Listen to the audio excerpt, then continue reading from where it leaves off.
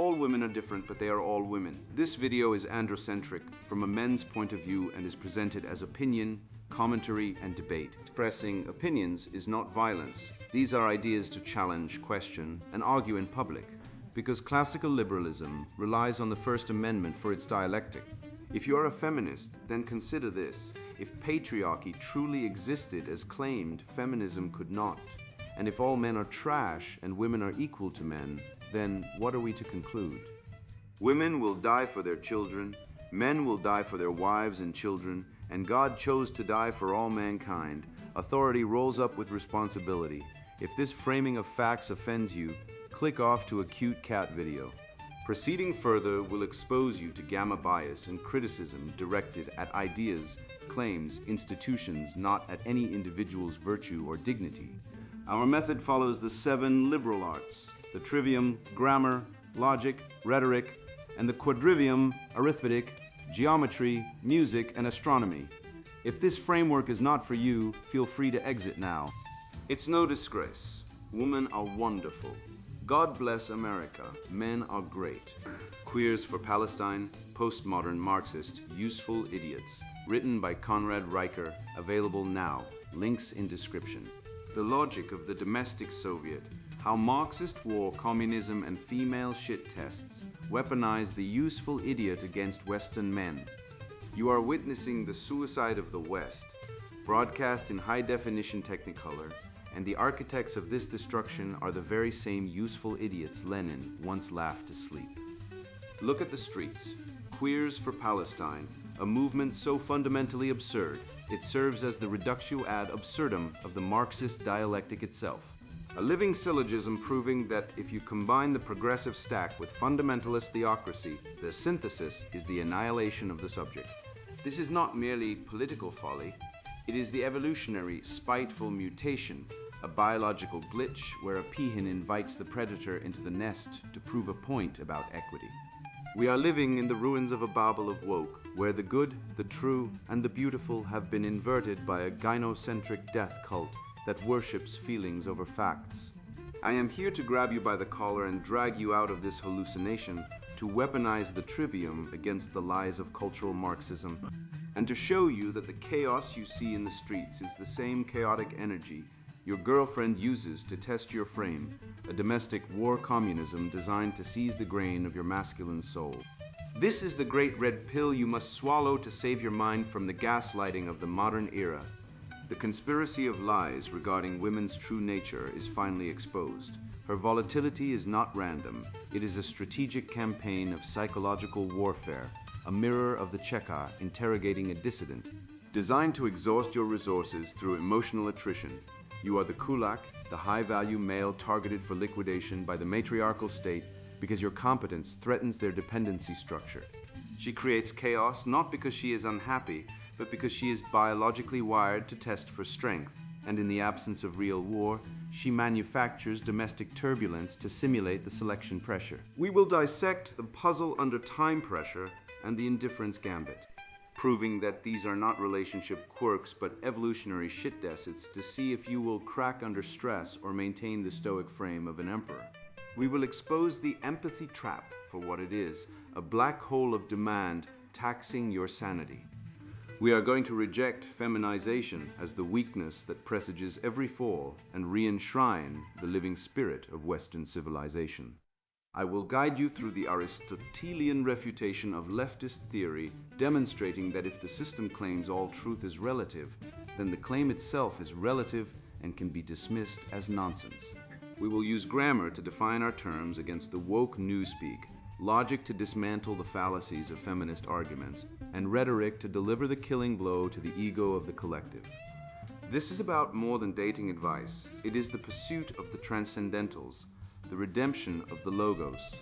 We will walk through the Tuesday night ambush of relationship melodrama and the gas station encounter, where you refuse to be a utility device for a stranger, and we will learn to laugh at the absurdity of it all. You will learn to channel the will to life, to build a new Rome while the Babylon of woke burns around us, secure in the knowledge that you have the one thing they cannot fake, the truth. The dialectic of the useful idiot and the suicide of the West. Imagine the sheer, unadulterated cognitive dissonance required to stand on a street corner in San Francisco or Sydney, draped in a rainbow flag, screaming demands for the liberation of a people whose founding charter explicitly calls for your eradication. I watched the footage from October 7th and the subsequent marches, witnessing the mental fracture of the modern left in real time. It was the moment the programming hit a bug it could not parse. Here we have the ultimate reductio ad absurdum of the Marxist dialectic. Premise A is the progressive stack elevating LGBTQ identity to the pinnacle of victimhood. Premise B is Islamic fundamentalism, which holds that identity as a crime worthy of death.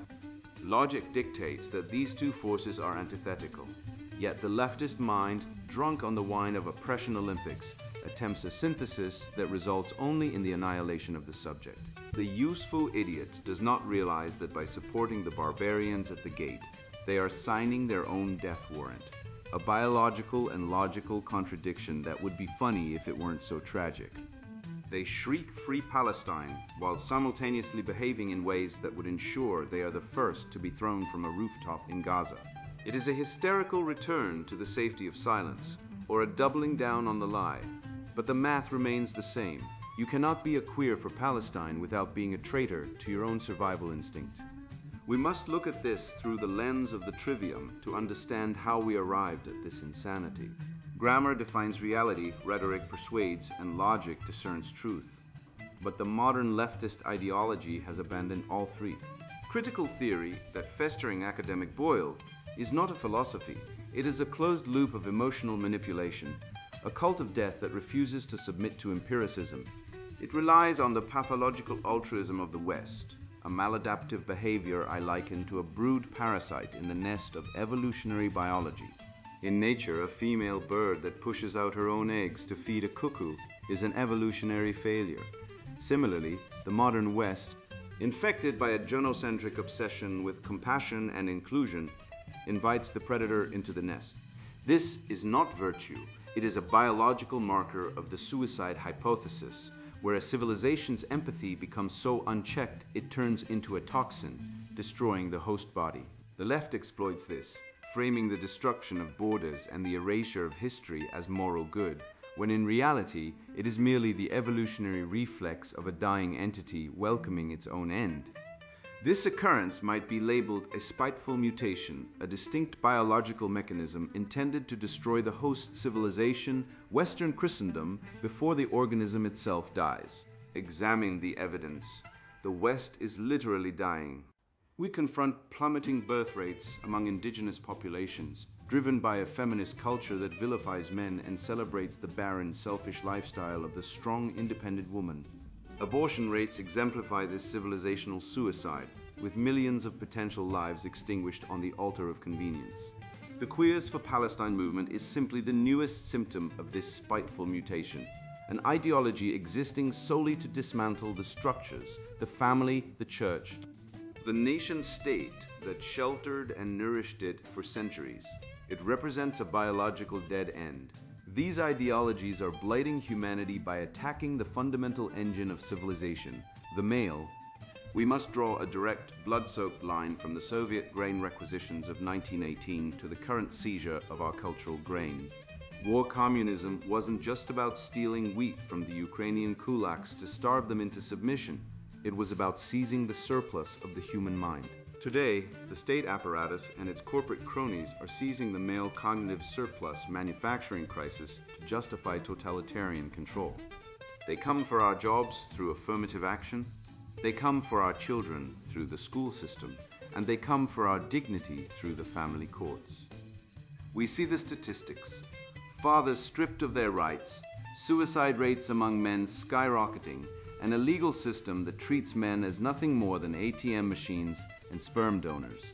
This is the modern equivalent of the Red Guard seizing the harvest, designed to break the masculine will and render men compliant, docile workers in the globalist plantation. The root of this rot is the transcendental disconnect. We have abandoned the true, the good, and the beautiful for a babble of woke, where language is inverted to gaslight men into accepting their own obsolescence. Look at the etymological corruption of gender terms. They have been severed from their biological roots to serve a political agenda that denies reality itself. This is the triumph of the toxic feminine principle, not real femininity, which is nurturing and vital, but the toxic, chaotic, emotional fluidity that refuses to be bound by logic or structure. It is the rejection of the logos. When society allows itself to be ruled by feelings rather than facts, by my truth rather than the truth, we descend into chaos. The feminist mindset, rooted in deceit and a solipsistic view of reality, has become the operating system of the West, and it is leading us off a cliff. They lie about the wage gap. They lie about the patriarchy. They lie about the nature of power itself. There is only one force capable of piercing this veil of delusion and anchoring us back to reality: you. The red-pilled man who understands the trivium, who values the transcendentals of Western civilization, and who sees the world not as he wishes it to be, but as it is. It is your duty to refuse the narrative, to reject the feminization of your mind, and to stand as a pillar of rationality in a sea of emotional hysteria. We must weaponize the truth. We must use the syllogism to show that their theories are based on their own refutation. If they claim that Western civilization is oppressive, they must explain why millions risk their lives to cross our borders. If they claim gender is a spectrum, they must explain the immutable reality of XY chromosomes. The solution is not to dialogue with those who wish you dead. The solution is to deprogram your neighbors, to rebuild the canon, and to reclaim your role as the master of your own destiny. We are the antidote to the spiteful mutation. We are the antidote to the lie. We are the men who will not break. We must turn the gaze inward, for the true front line of this spiritual war is not the university campus or the corporate boardroom, but the very hearth where the silence of a man's soul is shattered. The cultural Marxist has not only seized the means of production, but the very means of intimacy, weaponizing the female nature to dismantle the patriarchal sanctuary. To reclaim the West, we must first reclaim the home, recognizing that the war for the male mind is fought with the same ruthless tactics of the Cheka, yet waged through the passive-aggressive silence of a partner who views your competence as a crime. The grim reality of this domestic slaughter is the inevitable result of letting the enemy inside the gates, the domestic Soviet, war communism, and female psychological warfare. In the grim calculus of modern relationships, the statistics read like a battlefield report. Men are nearly 4 times more likely to die by suicide than women, a rate that spikes catastrophically following the initiation of divorce or custody proceedings. This is not a glitch in the matrix. It is the predictable result of a man attempting to navigate a domestic conflict zone armed only with the trivium of logic, grammar, and rhetoric, while his opponent wields the raw, unbridled weaponry of emotional volatility. Consider the Tuesday night ambush, a scenario familiar to any man who has tried to apply reason to a domestic dispute. You walk through the door, expecting the sanctity of the hearth, only to be blindsided by a grievance regarding a forgotten chore or a perceived tone from 3 days prior. You deploy the syllogism: if the dishes were clean, I put them away. If they were dirty, I washed them. Therefore, I fulfilled the duty. This is sound logic. It is irrefutable. Yet, in the face of her tears or her cold, silent fury, your logic is not just ignored. It is weaponized against you. You are accused of invalidating her feelings or being obsessed with being right simply because you are right. In this domestic theater, logic is the first casualty, and the truth is whatever the emotional state of the moment dictates, leaving you standing in the rubble of your own rational mind, wondering how a conversation about trash bags became a referendum on your soul. This tactical irrationality is not random. It is war communism applied to intimacy, mirroring the interrogation tactics of the Cheka, the Soviet secret police. Just as the Bolsheviks utilized sleep deprivation, erratic schedules, and psychological terror to break the will of political prisoners, the practitioner of female psychological warfare deploys silence, gaslighting, and sudden mood shifts to dismantle your sanity. One moment the atmosphere is warm, the next it is freezing, and you have no idea why.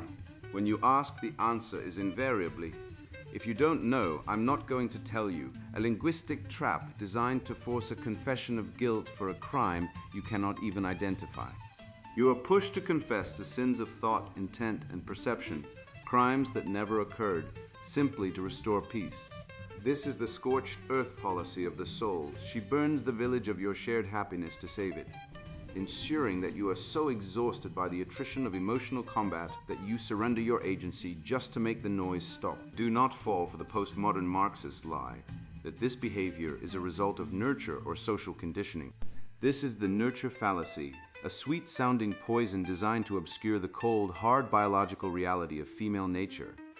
To believe that a woman's capacity for cruelty is learned is to deny the very essence of the biological imperative. Women are not blank slates corrupted by patriarchy. They are survival machines honed by millennia of evolutionary pressure to extract resources and security. The capacity for what men call cruelty is merely the manifestation of a hyper-intrusive defensive mechanism, innate and feral, kept in check only by the strong frameworks of patriarchal civilization. When the chains of social expectation and masculine authority were shattered by the cultural Marxism of the 1960s, we didn't liberate women. We removed the containment unit for a biological reactor that runs on emotional manipulation. The conspiracy of lies suggests that women are the gentler sex, a fable maintained by the collective collusion of the sisterhood to preserve their sexual market value. If the mask slipped, if the true Machiavellian nature of the female solipsism were fully revealed, the market for long-term male commitment would collapse overnight.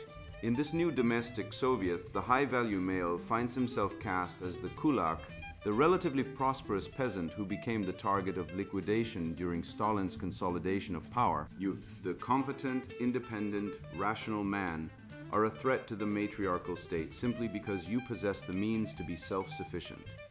Your competence is an affront to the dependency structure that modern feminism requires to survive. The matriarchal state demands that you be broken, your resources seized, and your spirit liquidated because your very existence proves that the state, the feminist grievance complex, is unnecessary. Just as the kulaks were demonized as hoarders to justify their slaughter, you are demonized as toxic or oppressive to justify the extraction of your wealth and your children through the family court machine. The system cannot allow a kulak to thrive.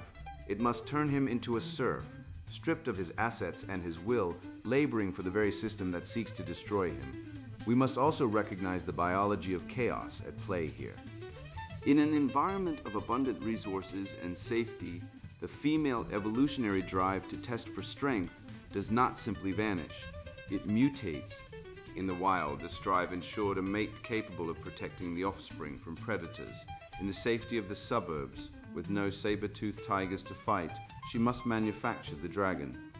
She initiates conflict where none exists, creates drama out of thin air, and subjects you to the shit test of relentless psychological warfare, all to simulate the selection pressure of a harsh environment.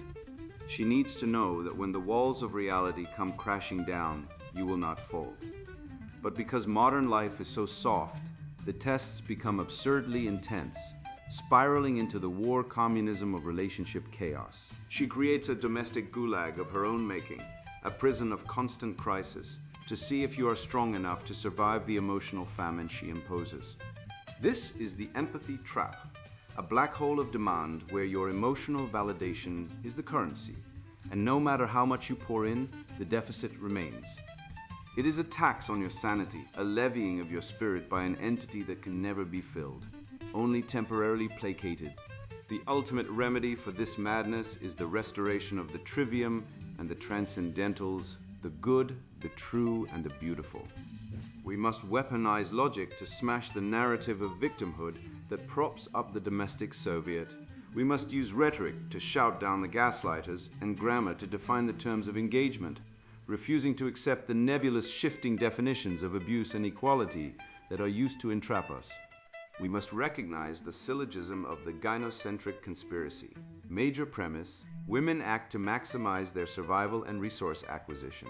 Minor premise: open Machiavellianism lowers a woman's sexual market value and social standing. Conclusion: women must conceal their nature with a mask of feigned vulnerability and innocence to achieve their biological ends.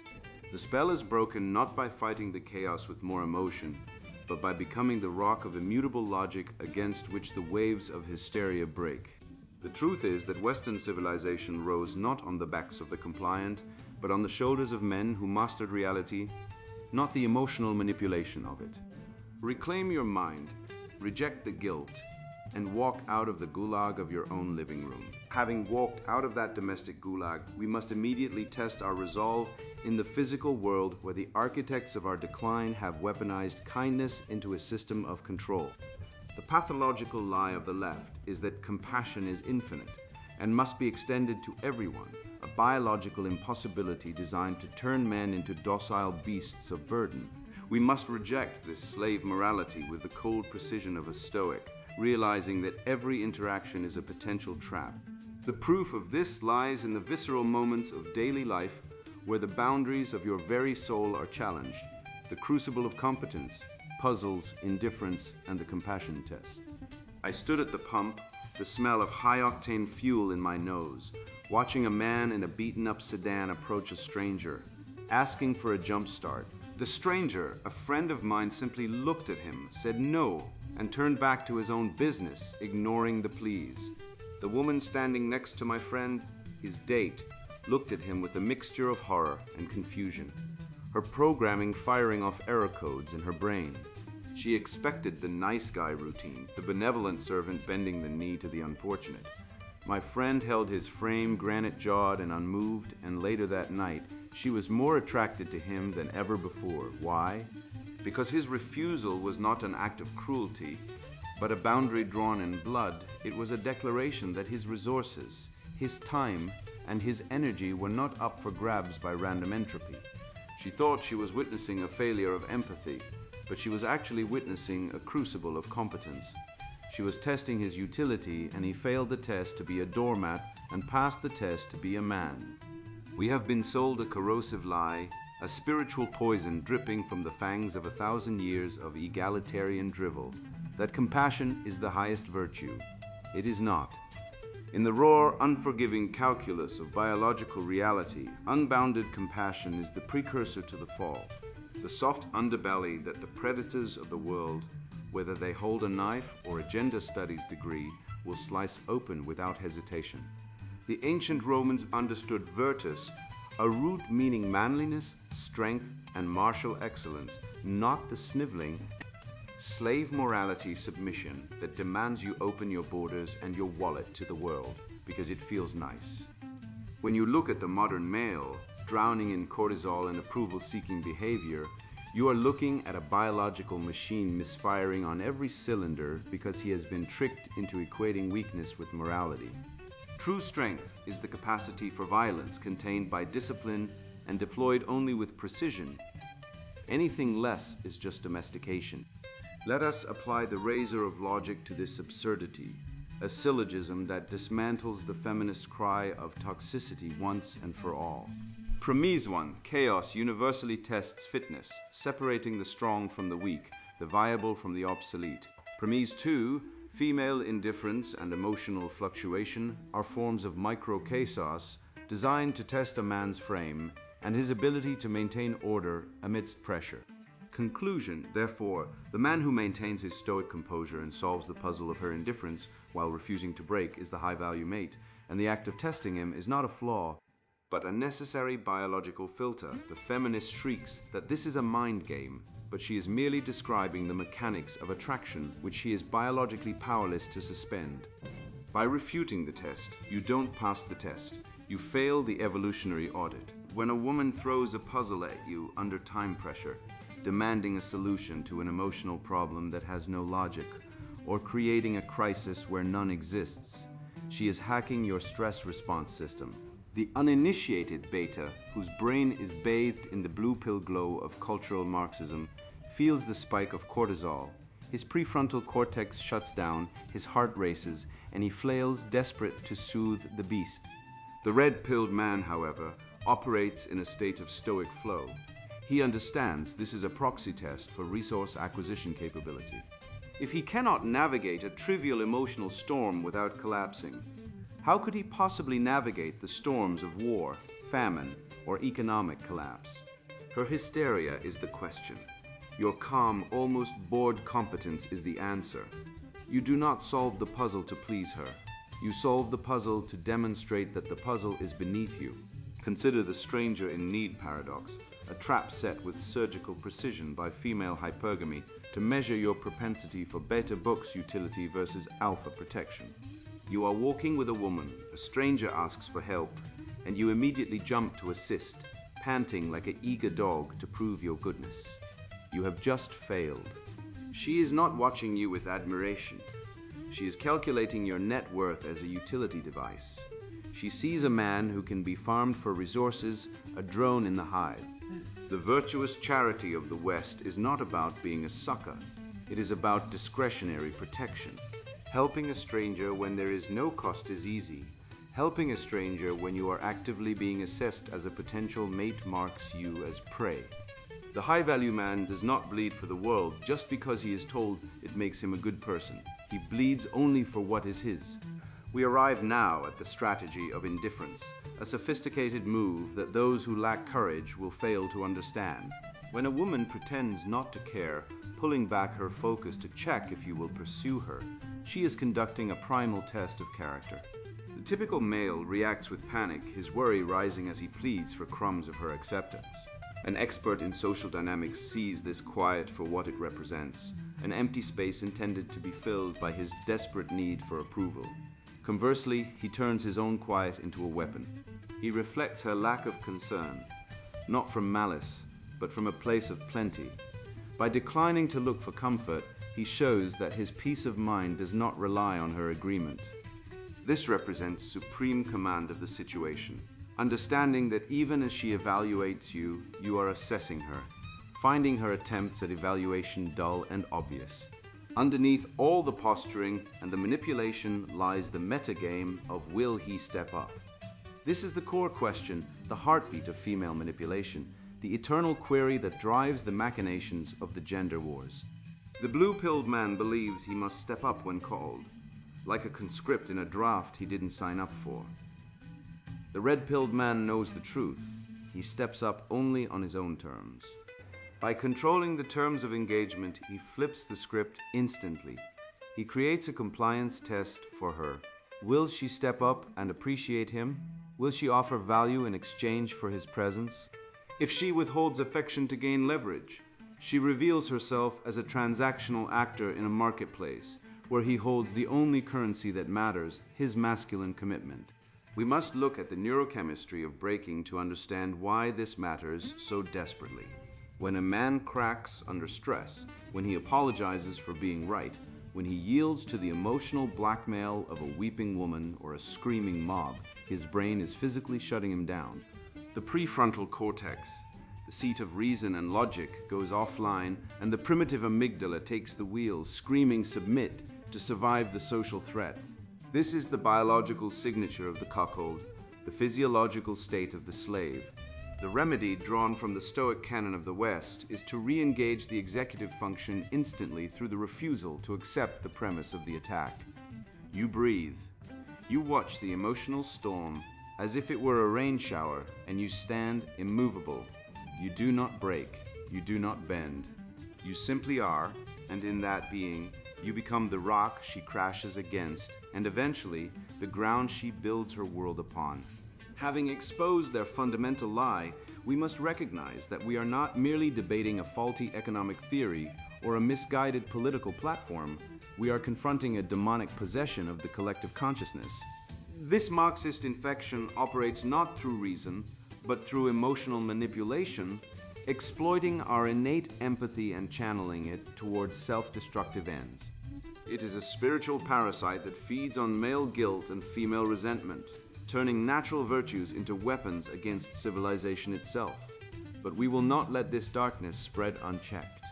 We must become the exorcists of our age, armed with the holy trinity of logic, rhetoric, and grammar to banish these demons back to the hell from which they emerged. Only by understanding the nature of this spiritual warfare can we hope to reclaim the West from the clutches of this postmodern plague. the logos reclaimed, weaponizing the trivium against the modern Babylon. You cannot reason a man out of a position he has not reasoned himself into, but you can undoubtedly dismantle the absurdity of his position with the sledgehammer of logic until he is forced to look at the wreckage. Look around you and witness the spectacle of the modern age. A grotesque carnival of contradictions where men are told they are toxic oppressors while simultaneously being expected to carry the entire crumbling infrastructure of society on their backs. We must begin by executing an Aristotelian refutation of the very foundation of this Marxist madness, a logical strike that cuts the head off the snake before it can even hiss its lies. The postmodern leftist claims that all truth is relative, a social construct devised by the powerful to maintain control. This is the ultimate logical suicide, a snake eating its own tail. If the statement, all truth is relative, is true, then that statement itself is merely a relative opinion carrying no weight or universal validity. We dismiss it instantly. If the claim is false, then absolute truth exists and we have a right to it. By their own definition, their ideology is a lie, and we are under no obligation to entertain the delusions of a spiritual parasite that feeds on male guilt and female resentment. Once you see that the emperor has no clothes, you must pick up the trivium and use it as a weapon of war to ensure he never wears power again. Grammar is the first line of defense. Define your terms and refuse to cede ground to the lunatic lexicon of the woke. Do not let them redefine woman or family or racism to suit their authoritarian whims. Hold the line on the objective reality of words. Logic is your sword, allowing you to identify the fallacies in feminist arguments, such as the appeal to emotion or the ad hominem attack, which are always present because their premise has no structural integrity. When a screeching harridan accuses you of toxic masculinity for merely existing, you identify the non sequitur and strike it down. Rhetoric is then the killing blow, the delivery of the truth with such persuasive force and aesthetic beauty that the listener cannot help but agree. You do not debate these people to convince them they are gone. You debate to dismantle their arguments in the public square so the onlookers, those still trapped in the matrix, can see the flimsy cardboard holding up the wizard's screen. This is not merely a political battle, it is a metaphysical restoration of the transcendentals. We must reframe the red pill, not as a collection of dating strategies for frustrated young men, but as a pursuit of the good, the true, and the beautiful in a world that has declared war on all three. The red pill is truth biological realism, the uncomfortable fact that men and women are different in nature and function, that paternity fraud estimates range between 1% and 30% depending on the cohort. Necessitating a defensive posture for men, the red pill is good, masculine virtue, strength, honor, and the drive to build rather than tear down. The red pill is beautiful, the order that arises from chaos when a man takes charge of his life and his environment. We are saving souls from the blue-pilled lie that egalitarianism is virtuous. It is not. It is a death cult that denies the reality of competence and hierarchy. By embracing these transcendentals, we plug back into the living spirit of Western civilization that birthed the greatest cultures in the known universe. We arrive at the final syllogism of redemption, an argument so airtight it leaves the leftists gasping for air in the vacuum of their own nonsense. The major premise is irrefutable. Civilization requires the suppression of the female imperative to avoid entropy, as history shows that matriarchal focus invariably leads to dissolution. Look at the late Roman Empire or the Weimar Republic, periods of gynocentric indulgence that preceded total collapse. The minor premise is equally factual. Leftism unleashes the female imperative to the maximum, putting the emotional whims of the feminine, unkillic and unguided, on the throne of the state. Therefore, the conclusion is inescapable. Leftism is the harbinger of the end of the West. To save ourselves, we must embrace the red pill as the only ark capable of weathering the flood of lies. We must understand that the family court system, which awards sole custody to mothers roughly 80% of the time, is not a bug of this system, but a feature, a mechanism to dismantle the patriarchal family unit and replace it with state dependency. This necessitates a zealous androcentric awakening, a return to masculine centering not as oppression, but as the necessary correction to thousands of years of gynocentric distortion that threatens to plunge us into a new dark age. We must reject the feminization of culture as weakness presaging the fall, for every fall in history has been preceded by the softening of the men and the empowerment of the women. This is not about hatred. It is about the cold, hard reality of biology and history.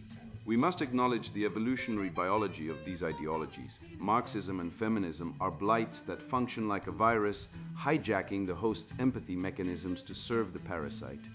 The Queers for Palestine crowd is the ultimate manifestation of this useful idiocy, a group of people clamoring to import a death cult that would throw them off the highest building, simply because it spites the West, a West that protects their very right to exist. This is the level of suicidal stupidity we are fighting. To banish this Marxist specter, we must treat it not as a political framework, but as a spiritual sickness. We recognize the ideology for what it actually is, a contagion that feeds on guilt and bitterness. We cut off its sustenance, the male shame that drives the feminist apparatus. We refuse to apologize for our existence as men. We refuse to apologize for the greatness of our forefathers. We examine the twisted evolutionary roots of these leftist dogmas and mock their powerlessness. We reveal the corrupt essence of the female imperative when unmoored from masculine direction, the deception, the hypergamy, the self-absorption, motivated not by malice, but by a craving for structure. Schopenhauer cautioned us regarding the female mind, and we see his predictions validated whenever a man is destroyed in family court or a generation falls to brainwashing. We expel these spirits from the mind at all strata, ensuring they never re-emerge from the dark. We must enact the daily practice to inoculate ourselves against this conspiracy of lies. You cannot simply think your way out of this. You must act your way out. You subject yourself to cold exposure because the modern world is too soft, and you need to harden your mind against the comfort that makes you weak. You engage in rhetorical debate drills, training your mind to spot the fallacy and strike the ego of the liar instantly. You study the Western canon, Aristotle, Aquinas, Nietzsche, to remember what greatness looks like. You lift heavy weights because the physical and the metaphysical are one. A weak man cannot protect a truth, and a weak society cannot protect a civilization. This is the regimen of a man who refuses to be a slave to the narrative. Ultimately, we achieve the victory of the will. We channel our frustration, our rage at the betrayal, and our lost years into the creation of art, wealth, and civilization.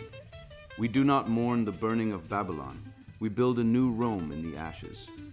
Schopenhauer spoke of the will to life, and we see it in the refusal to yield, the stubborn, glorious insistence on existence despite the encroaching void.